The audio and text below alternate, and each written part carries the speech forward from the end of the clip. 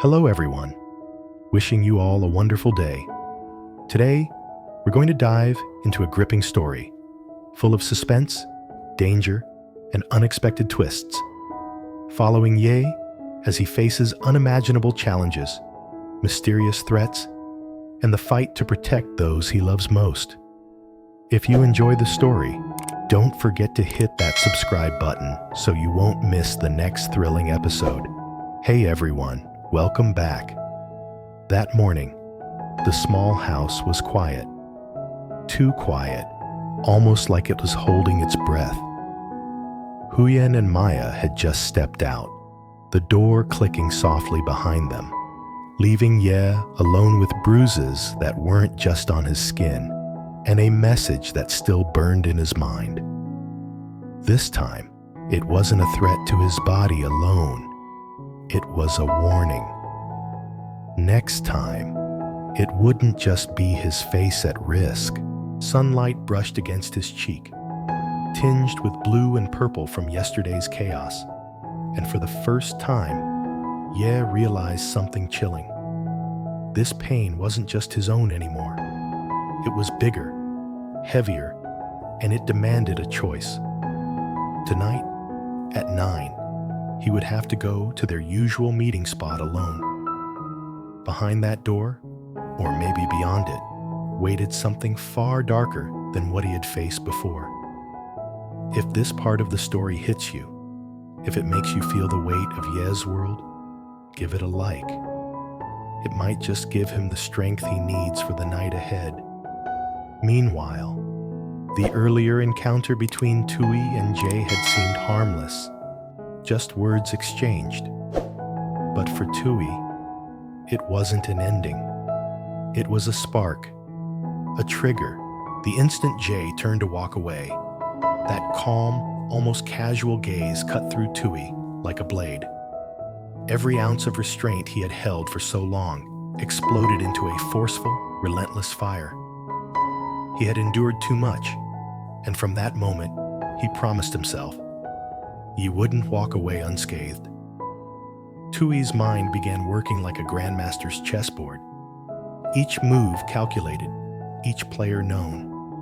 He reached out to people most would only whisper about, those who did anything for the right price. His goal wasn't just revenge. No, it was more intricate. He wanted Ye destroyed, piece by piece, to watch everything Huyen and the little world around him had built crumble to nothing. And he wanted Ye to see it all, powerless, unable to stop the collapse. In the days that followed, Tieu became a shadow. He watched Ye, every habit, every routine, every step memorized. He knew exactly where Ye would go, when Huyen would drop Maya at school, the perfect moments to strike, every detail cataloged, every weakness noted. It was a dark play, and Ye, oblivious, was cast in the leading role. That afternoon, the sun was dipping low, bathing the empty streets in gold.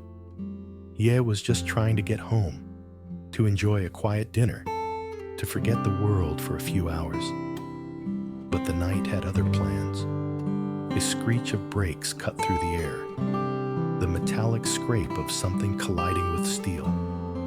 A black truck appeared from the shadows, sliding across the road, cutting off Ye's car. His heart jumped, adrenaline surging. He slammed on the brakes instinctively, the car stopping inches from the bridge's edge. But before he could react, the door was wrenched off. A rough hand yanked him out, his shoulder screaming in protest as he hit the icy asphalt. Shadows closed in. Footsteps pounded around him, fists and boots raining down, and pain exploded across every part of his body. But worse than the physical assault was the helplessness. It all happened too fast. No chance to defend, no time to think. And all the while, just a short distance away, eyes watched through a screen, calm and unblinking. Tieu's eyes, cold and precise, followed every moment, A small smile tugged at his lips. The kind of smile someone wears when the trap they set finally snaps. Satisfaction coursed through him, but beneath it, a question lingered. Could taking everything from someone ever truly fill the void left by what was stolen? The attack ended as abruptly as it started. Yi lay motionless, breath ragged, the truck disappearing into the night like it had never existed. The street returned to a deceptive calm, but Yi knew better. This was more than a wound on his body. It was a crack in his mind, a reminder that from now on, a silent observer could be anywhere, controlling the narrative. And yet, the worst wasn't over. That night was only a warning. What happened was merely the opening act in a far crueler plan Tieu had been plotting, one that began to unfold the moment Ye hit the asphalt. Ye lay on the street, chest heaving, blood mixing with dust along his bruised lips. For a moment, darkness seemed like the easier path, like closing his eyes might swallow him whole. But the thought of Huyen and Maya snapped him back. Slowly, painfully, he pushed himself up, trembling like someone who had narrowly escaped a nightmare. Night had claimed the street. Car headlights flashed in the distance, but no one saw him. He understood something vital in that moment. He had to rely on himself. Step by step, he made his way toward his damaged vehicle, his hands bleeding from scrapes, fingers trembling. Too weak to ride, he pushed the bike, inching toward home, the one place that still held fragments of normalcy. Two people waited inside, unaware that their world had just shifted. The wooden gate creaked as he entered. The little dog barked, not with excitement, but a sharp, anxious pitch that mirrored Yi's own state. He stopped, trying to smile, but it twisted into a grimace. Bruises marked his face in the dim porch light. Then came the footsteps. Huyen, her calm eyes widening in horror, freezing for a moment before despair broke through.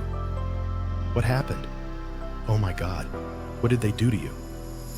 Her voice shook, almost breaking. Maya ran forward, tears glistening, tugging on Ye's sleeve softly. Uncle Ye, does your face hurt? It's so swollen.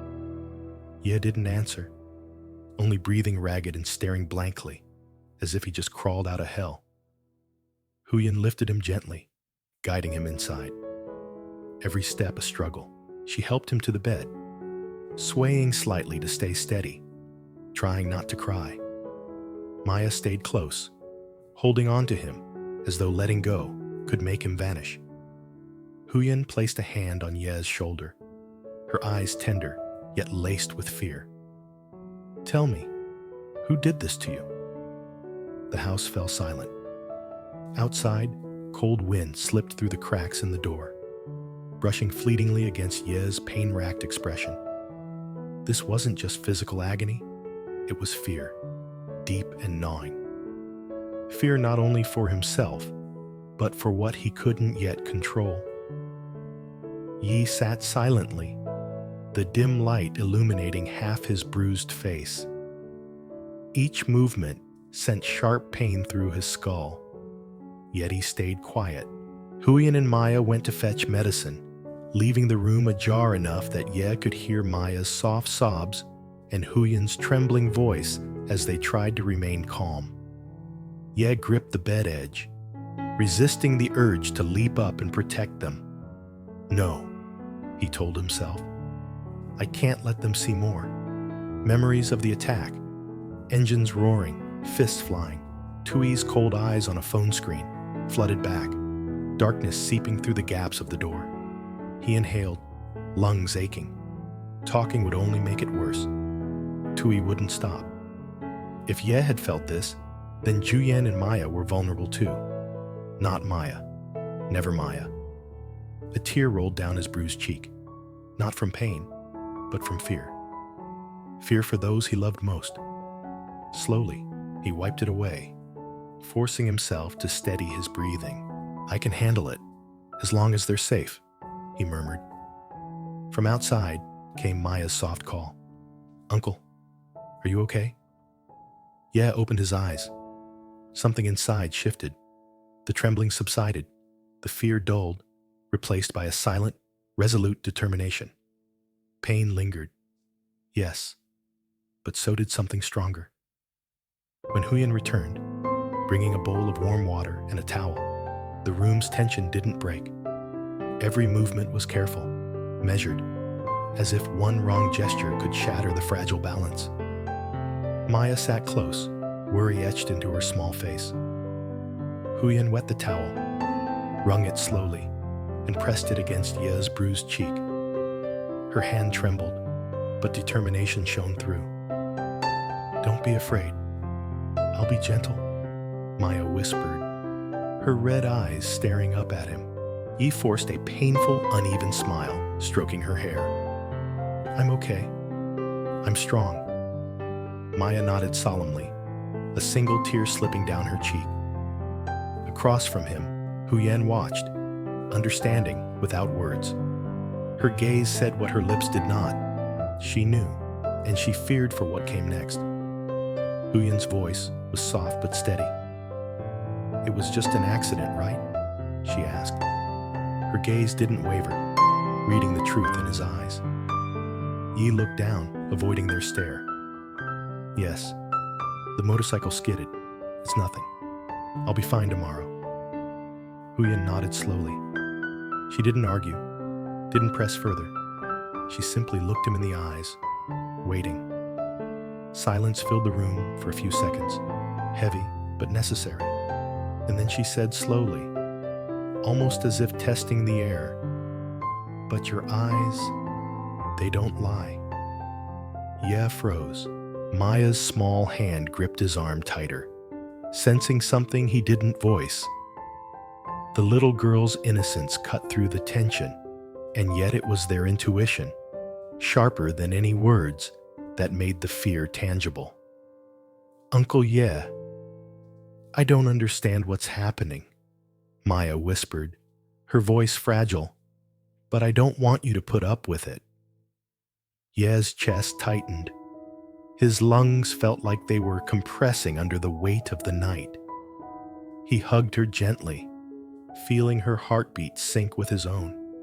Then he looked at Huyen, gratitude and fear mixing in his gaze. "I'm fine," he murmured, forcing a smile. "Nothing's wrong. Trust me." Huyen smiled back, sweet but wounded. "I trust you, but I don't trust that whoever did this will stop." Ye froze. For the first time since arriving home, words failed him. Outside, the wind picked up, whispering through the house. Light flickered, as if signaling the danger still lingering. Morning came slowly, dew clinging to the trees behind the house.